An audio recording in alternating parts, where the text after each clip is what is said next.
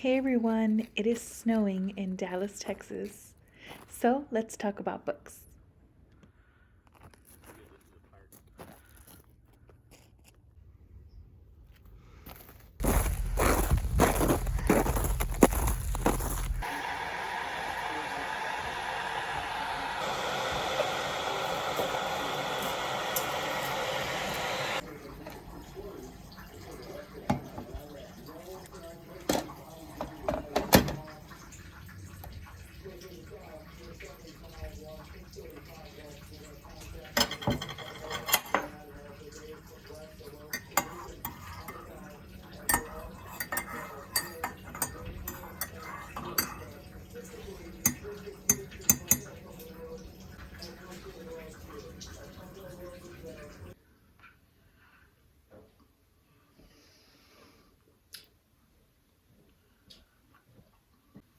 I ended up reading 8 books in January, so let's get started.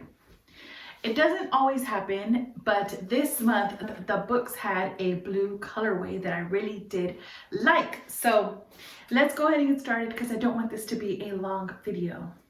The first book I read, these are not in any order. They're just randomly stacked here, but one of the books I read was this one here called What Would Jackie Do by Shelley Branch and Sue Calloway. This is a guide of how to live like Jacqueline Bouvier Kennedy Onassis. And obviously she was also known as Jackie O. It's an inspired guide to distinctive living. And if you know Jackie O, I'm sure everyone knows her. She had such a unique style about her, and this book talks all about more so of her style than her like essence and how she was. I have been a longtime admirer of Jackie O, from those chic big round black sunglasses to her later kind of billowy style of the 70s. It's all been so chic, and I've been really an admirer of her style. I hadn't really delved into her as a person yet, so this book really helped me to kind of see what she was all about. I will say there are some parts in here that I was not happy with. There's a part in here where she tells one of the designers that fat girls, quote unquote, should not wear his designs. There's another part where she takes a American Indian to court for land for her vacation home, and she does end up winning that land due to her influence. And those are pieces that I was definitely put off by from her. I didn't, as I said, know her or anything about her other than her style from before, but this really does tell you like more or less what she would do were she alive today. So there's a lot of parts where it's like, would she shop online? Would she do this or that? But I don't know, I was a bit put off by it. She kind of looked for, and it appeared to be that she longed for a certain lifestyle, and seemed like she would kind of do anything to get it, including marrying her sister's ex-beau. I don't know, there's a lot of things that I was kind of just put off by her. But she was very sophisticated, very glamorous and cultured. So there you go. I was like super excited to read this. This book was written a few years ago, so in 2006. So I'm sure lots of things have changed since then, culturally, and maybe the authors would not highlight some of those things, but I mean, it was a different time when she was around, and I don't want to make any excuses for anyone, so I won't. The next read is a lot more fun. It is Where'd You Go Bernadette by Maria Semple, and it is, first of all, read completely different than any other book that I've ever read. It kind of, you get the story in like letters or memos or emails, diaries from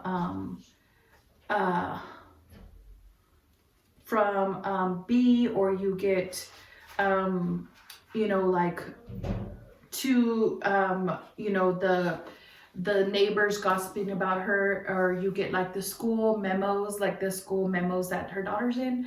You really don't, there's not really an author here. You're just kind of learning of the story through these pieces of information that come from all different sources. So it is really cool. It's different. It's a different read.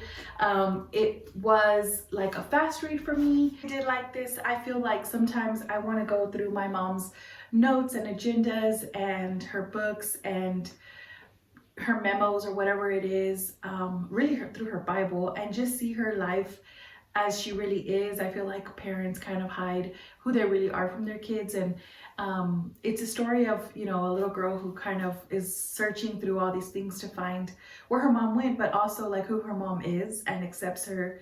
And it's really cute. I thought it was a fun read, and it's also a film adaptation, and it's a really good movie as well. So check both the book out or the movie. It won't let you down. The next book, actually the first book I read of the year was this one here. It's called Commanuelas. Was this the first book or second book? First book, I think. Sorry. It's called Commanuelas, and it is by Norma Elia Cantu. She is a Hispanic author. Oh, I forgot to tell you what my books were. So I forgot to tell you how I'm reading books this year. So the first one is these two books just ended up being extras, to be honest. They weren't really like a reason, and they were not on my list prior. I do have a spreadsheet that I want to read books from. These two were not on it. I ended up going to Branson, Missouri, and I found a thrift store or a Goodwill, I'm not sure which one, and I bought these books for less than $1. So I read these this last month.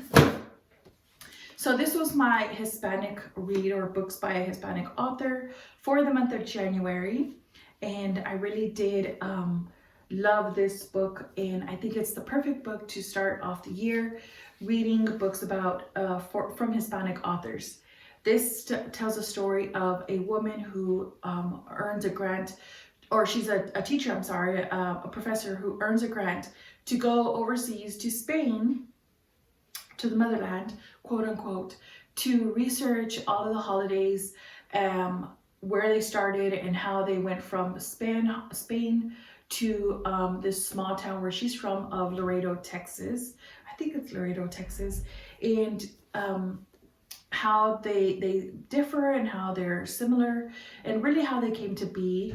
And I think it was really cool. I would love to go to Spain to research holidays. Like, I would love to win a grant for that. Sign me up. But more importantly, I am a seasonal, like I am a holiday, like, liver. I don't know how you say that, but I really love and enjoy celebrating all holidays.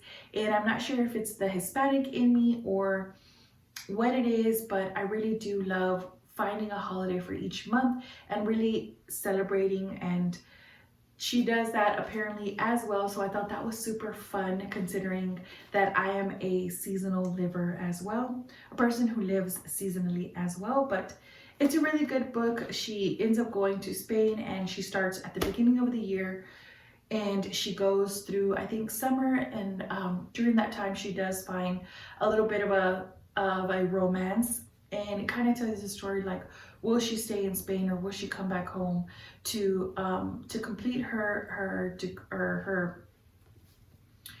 that grant, and to also kind of, you know, fulfill her purpose of being this professor in this university. But what the Commanuelas are a way of forecasting the seasons or the months based off of 1 month, January. So from 1 through 12, it's the days of the, I'm sorry. So the first day of January to the 12th day of January, each symbolize a month. So January is 1, February is 2, March is 3, and so on and so forth until you get to 12, which is December. When you get to 13, you go back to the beginning of the month, starting with December. So you kind of move backwards. So 13 is December, 14 is November, 15 is October, and so on and so forth till you get to January, and until you get to the 25th day. The 25th through the 30th.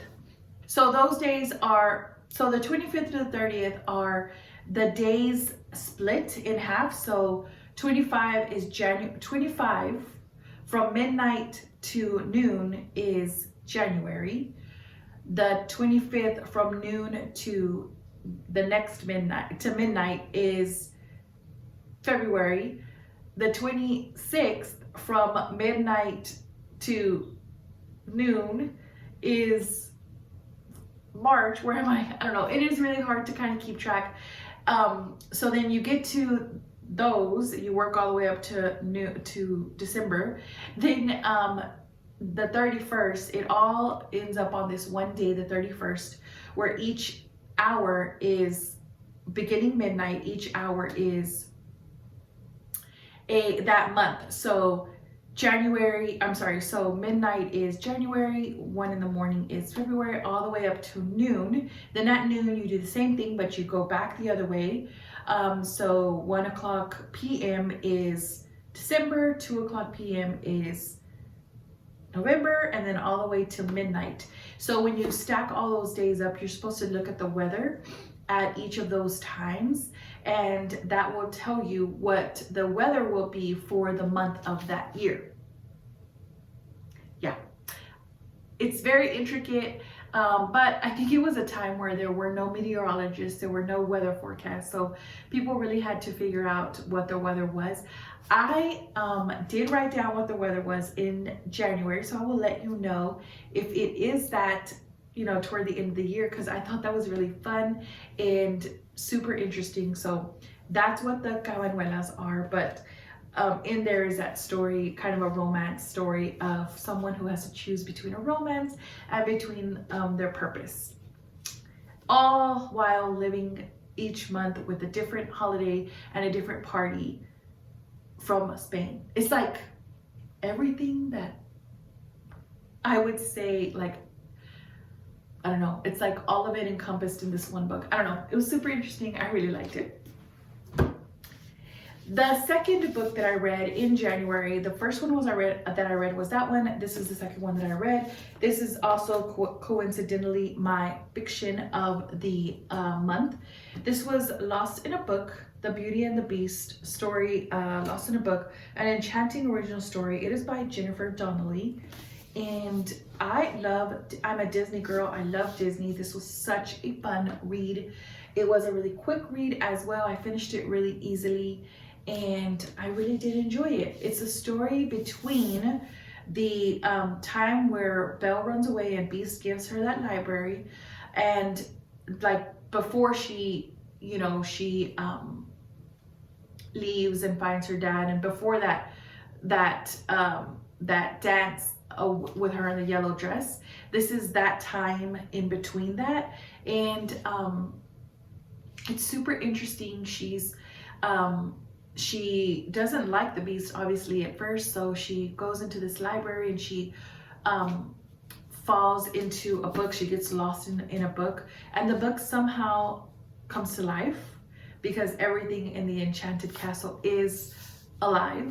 But behind all that, there's a story of love and death.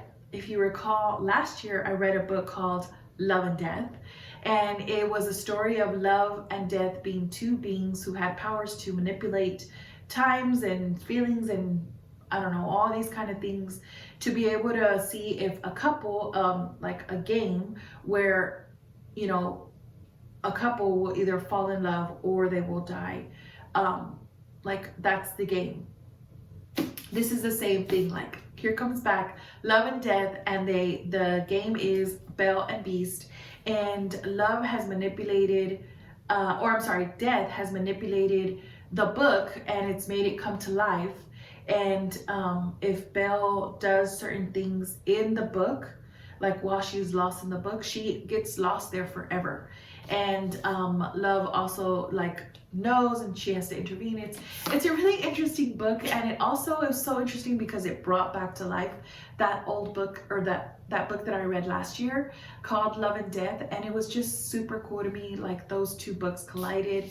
There's a book that I'm reading now, also with that same theme in it, so super cool that you know, people play on that love and death being these beings who are playing a game, and there's, you know, we're seeing who's going to win that game.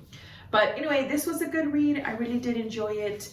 It tells a different story of Beast as well. We know him as, you know, this rude, like, you know, character from the books, from the Disney books, but in this story and also in the live action Beauty and the Beast with Emma Watson, this tells a story of a different beast, sort of a cultured beast who reads and tells jokes and knows symphonies and can dance. And this continues along that you know, character development for Beast, other than him just being this grump that she like ends up falling in love for. So it was really cute. I really did like it. It's very YA appropriate. I think younger children might like this book as well, and I had a lot of fun with it. The next book I read sometime this year is called Bittersweet. It is by Shauna Niequist. This is actually a recommendation from Lisa Marie from the Paper and Glam book club. I have one of her reads in here as well. As many of you know, I'm sure, I am a Patreon of Paper and Glam book club. It is an online book community where you can read books together, but it's so much more than a book club. It's this whole community, and we come together and we recommend things. We read books together that are not even a part of the monthly list, and we just talk all things books. There's two video like live videos a month through Zoom, and I don't know, it's a lot of fun. It has really grown my reading life, so I really did enjoy joining that book club. So if you haven't already, I would recommend it to you as well. But this was a book that Lisa Marie had recommended to me personally. It's thoughts on change, grace, and learning the hard way, and it's it's sort of a seasonal book as well, where you kind of read through the months. And it's real life stories of Shauna Niequist when she was at a time in her life where she, it was kind of like a blue time in her life, or a time where she had to change a lot of things, and that change didn't always look good or didn't always look fun, but it's how she got through it all, and how she grew and through the grace of change. And I really did like it. I don't know how she recommended this to me, but I really did appreciate it, probably because so many things in our lives have changed in this last year. But this was such a pretty way to experience change and to just go along with it. And I don't know, I really did like it. I appreciate Lisa Marie for recommending it to me, and I am also recommending it to you along with all these books. But this also falls into the category of growth for the year, for the month. Every month I'm reading a category of the Paper and Glam book club, a fiction category, a classics, a book by a Spanish author, a growth book, and I'm trying to incorporate also a poem / short story. And I'm also kind of diving into another book club, but we'll see if that, I didn't read that book club in January, but I'm reading it now in February, so I'll chat about that later. Anyway, this was my growth book for the month of January. The next book I read was so cute. I don't even know if this is a book. Like, honestly, it is a book, but it's not a book. It is, but it isn't. It's called Aria, You Took My Air. It is by D.A.H. and I only found it on Amazon. It's not through a publishing house, I should say, but I will link it below on Amazon. It is I don't even know. It's sort of like this book, like a poem book, where it has like some pages only have one line, some have like one sentence, some have, or a lot of them have one sentence, I should say. Some have a bit more of a poem. Some, like the letters are going down this way.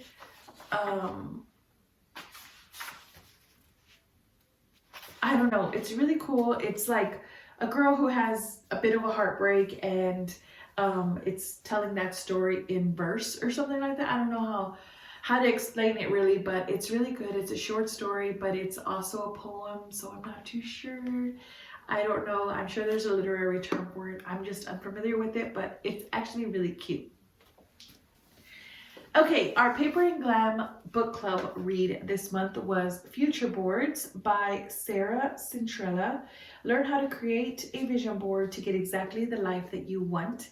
We're going to be talking about this in a few weeks, so if you want to join the book club, you still have time to catch the chat about this book. It's obviously how to create a vision board, but it's more than that.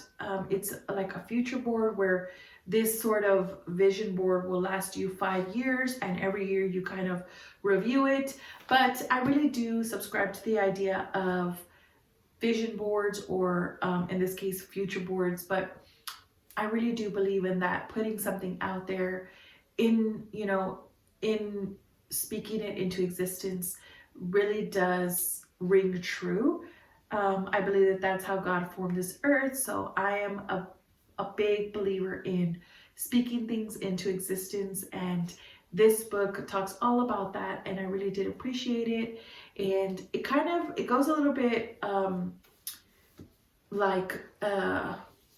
there are some parts where it's very materialistic, where if you want to put a handbag on the vision board, like, go for it. But there are some parts where you do speak certain things into existence, and they do end up happening. I believe that that's God, but she doesn't really mention God. She mentions like the universe, or like she just says like you're God or whatever. But I really do think that personally for me it is. So I really did enjoy this book, and it was fun. It was a fun read.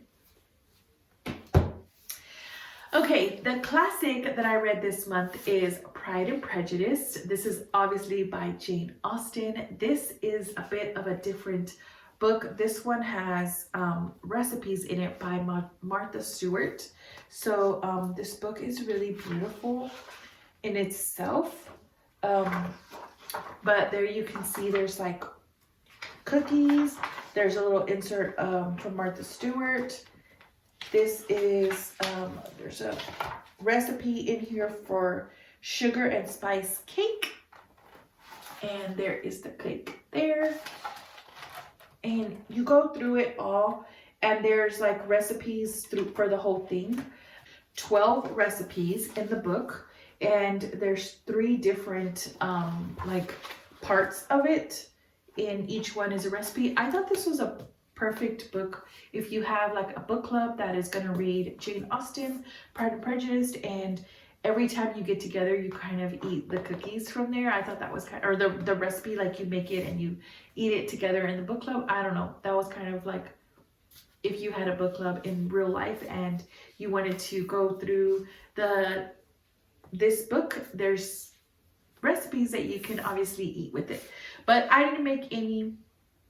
I actually listened to this through an audiobook because I wanted to really kind of experience it that way, because there's so many characters in this.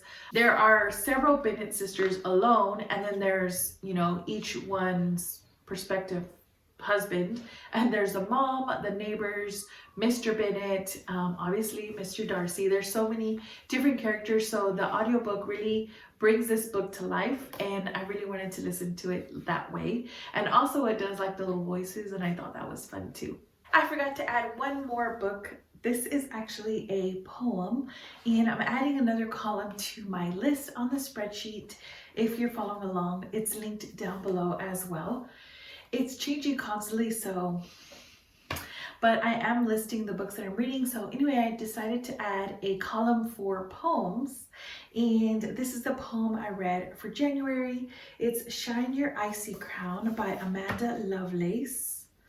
It's a series of poems told in the big sister kind of way, as if you know, your big sister's writing you, and it's sort of about lots of little poems about rejecting the you know, woe is me, or damsel in distress slash princess kind of narrative that little girls are always given. And it talks about, you know, being a different kind of princess, and it was really cute. It's a little bit for a younger age demographic, but I really did like it, and I thought I would share it. I am also going to share with my nieces so that they could also really be inspired by it too. It says, the only one stopping you from holding the moon in your own two hands is you. So it's really cute, and I thought I would add it to the poems column for the month of January, right at the end there too.